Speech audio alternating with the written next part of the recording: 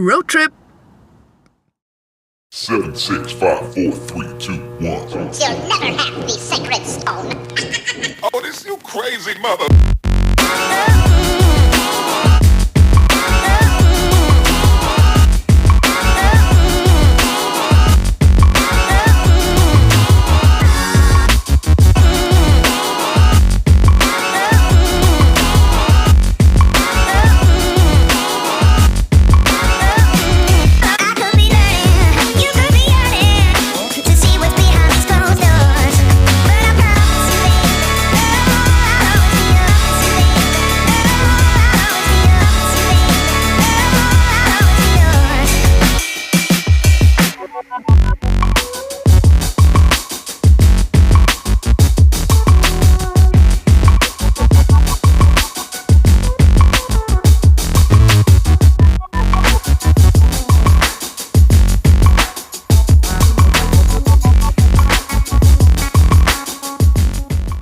Your destination is on the left.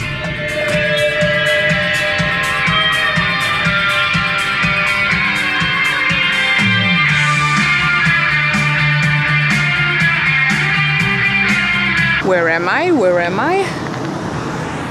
I'm at the Pack of Cards. North Devon, England. I'm basically sleeping in a house of cards tonight. So this building is super interesting. It was built in 1690 by a massive fan of cards.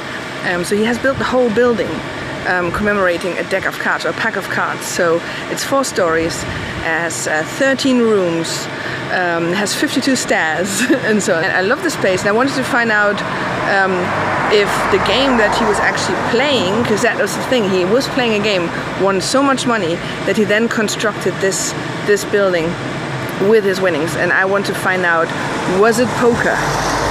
I have the fuchsia room. I don't know how you pronounce it properly.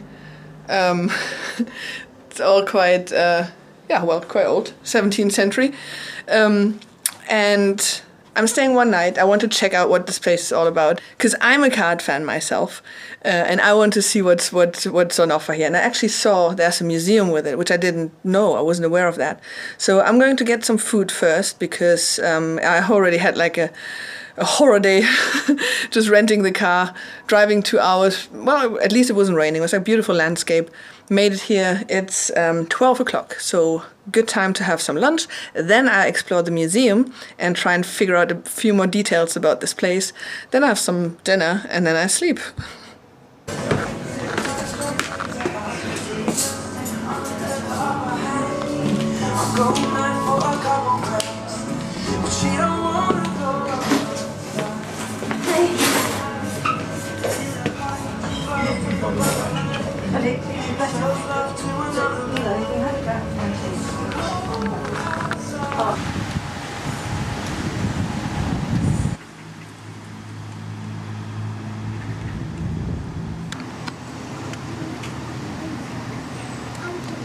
Who would have thought I can have lunch in England, outside, and it's actually too warm to sit in the sun.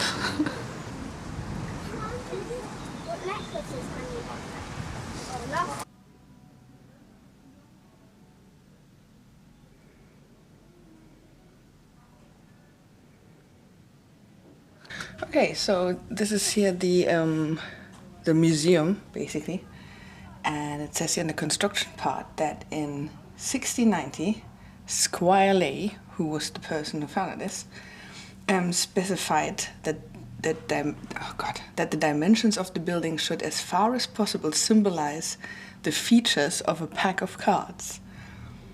For example, it was to be built on a base of 52 feet, have 52 windows, 13 rooms, and 4 floors. So for those of you that don't know poker or don't play cards much, 52 is the number of cards in a deck, 13 is the cards in a suit, and 4 is the suits in a pack. And basically this is like repeated throughout the building, like these numbers. So here's the part that's interesting. So as a gentleman of leisure, George Ley enjoyed gambling, particularly card games. And legend has it that one day in 1960 he won a large sum and commemorated his win by having a house built symbolizing the features of a pack of cards. But it does not say what game it was. I have to find out. So the design was based upon a stack of cards such as a child might make, and with a little imagination, it's possible to envision the squire's idea. Here you can see it. Bit of a house of cards, sort of. Some of you might know this guy, Michael Parkinson. He spent his honeymoon here in August 1959. Wow.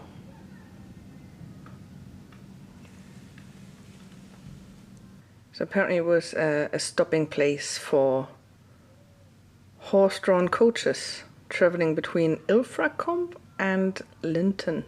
I knew it! There's ghost stories. Okay. Many stories have been told about the spirits that inhabit the pack of cards. 2 previous landlords claim to have seen ghosts here.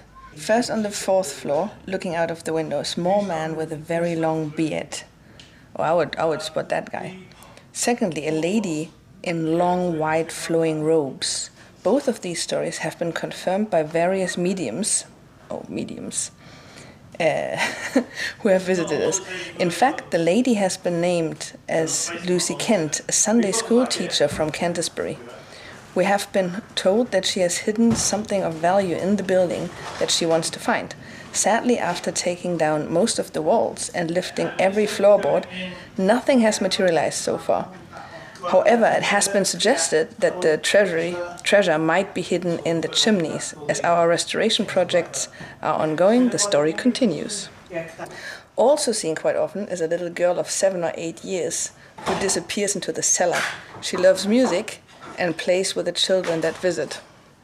All right. Okay, I'll look out for ghosts. Staying here one night, we'll probably find some ghosts.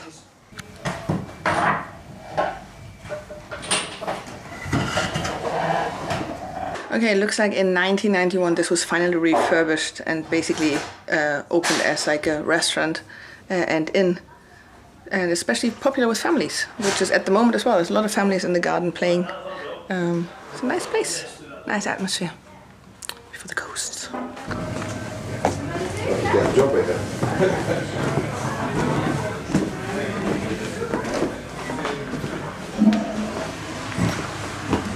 So just ask, it seems like the assumption is that it was indeed poker, but they don't know for sure.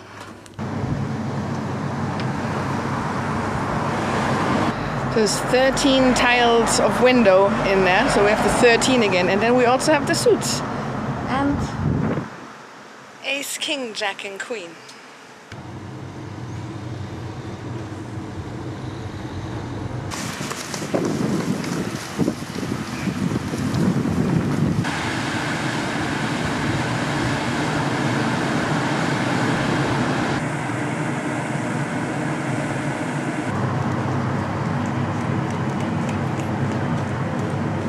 So we see up there, there's just 8 chimneys.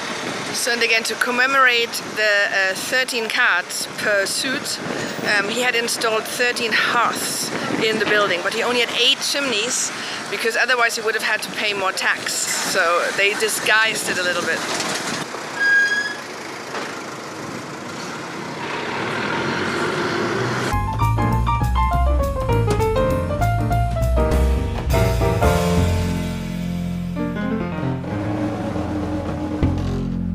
The day is going to have an early end. It's not, well, it's already 6:45, and I want to eat something and wrap up the vlog and get to bed early because tomorrow is a long drive ahead. Well, about 3 hours to another place. It will be a surprise where I'm going.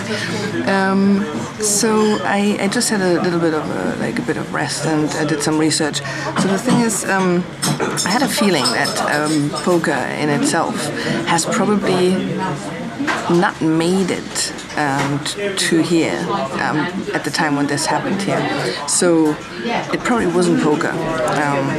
there is a slight chance that it was, because this is close to France, and poker sort of came to life in France in like this, the early 1600s or mid 1600s.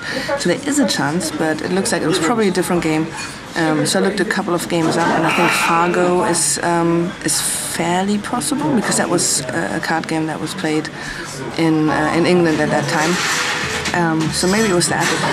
We will not find out. I actually just had a chat with the owner, and he confirmed they do not know what the card game was. So it's a bit of a shame. But anyway, this is a really cool place, and if you like cards, maybe as much as the guy who built this house, and make sure to come by and check this out. For now, I'll say goodbye. Don't forget to subscribe to be notified when I publish new vlogs. Leave some comments, and click the like button. So good night for now. Bye.